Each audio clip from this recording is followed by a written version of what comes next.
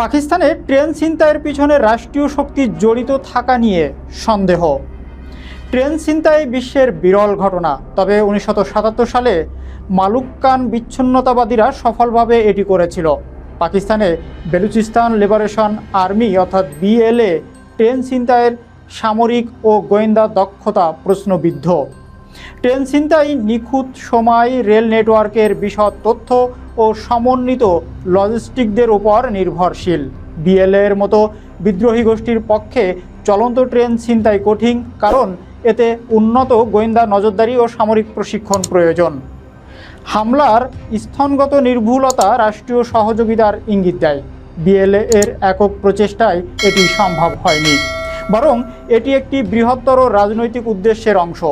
BLA হামলার দায় স্বীকার করলেও প্রক্সি যুদ্ধের সম্ভাবনা রয়েছে, যেখানে রাষ্ট্রীয় শক্তি বিদ্রোহীদের ব্যবহার করে।